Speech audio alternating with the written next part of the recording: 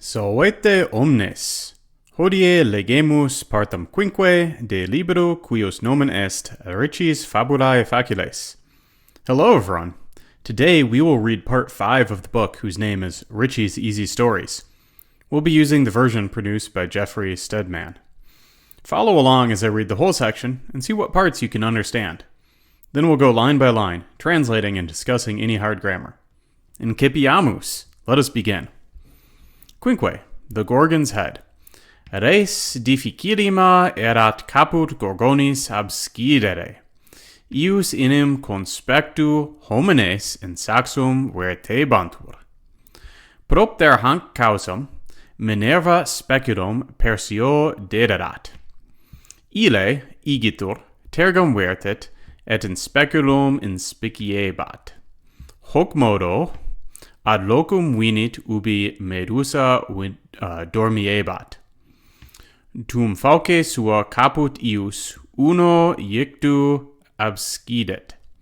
Ceterae Gorgones statim e somno excitate sunt, et ubi rem viderunt ira commotae sunt. Arma rapuerunt, et persium occidere volebant. Ille autem dum fugit, Gallium magicam induit, et ubi hoc fecit, statum e conspectu earum evasit. Bene. Res difficilima erat caput Gorgones abscidere. It is a very difficult thing to cut off the head of the Gorgon.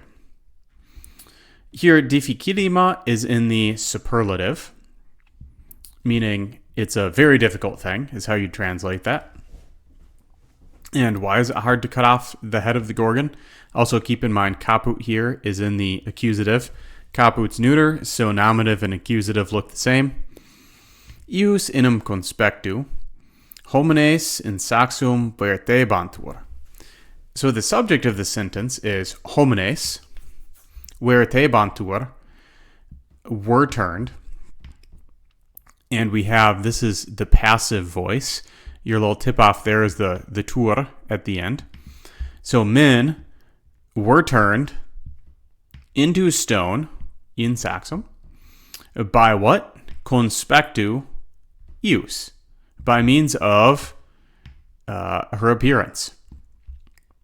Propter hanc causam, because of this cause, or for this reason, Minerva dederat, had given, that's the pluperfect there, a mere speculum to Persio in the dative. The dederat here, if you think of the four principal parts of dare, do, dare, dedi, if you take dedi and chop off the ending there and add on a version of to be erat, you get the pluperfect. So that's where that comes from. Had given. Ille, that one, meaning Perseus. Therefore, igitur, tergum vertet, turned his back. So he turned his back, et in speculum inspiciebat, and was looking in the mirror. Hoc modo, in this fashion, so both of these are in the ablative. He came, venit, ad locum, to the place, ubi Medusa dormiebat, where Medusa was sleeping. Tum, then, abscidit, he cut off, caput ius, her head,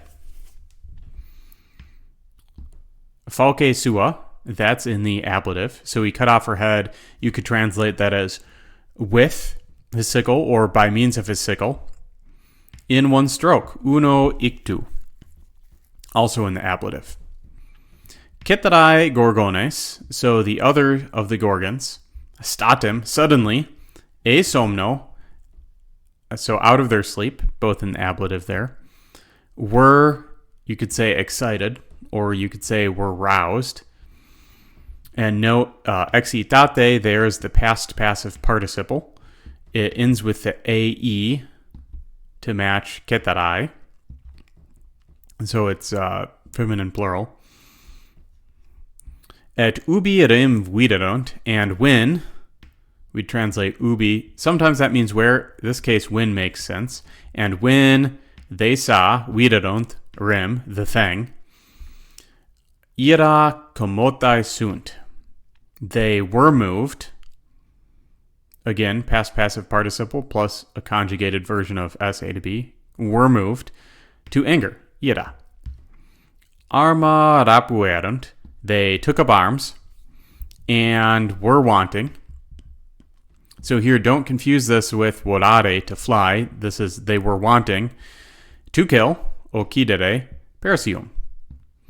Ile, that one, meaning Perseus, however, autem, dum fugit, while he fled, dum is while, he fled, into it, he put on, gallium magicam, the magic helmet, et ubi hoc fecit, and when he did this, here hoc is the neuter accusative singular, statum, suddenly, e conspectu, out of their sight, and we have eatum to say it's their sight, evasit, he vanished, or he escaped, I believe is the gloss they give us. Bene. I'll see you in the next video.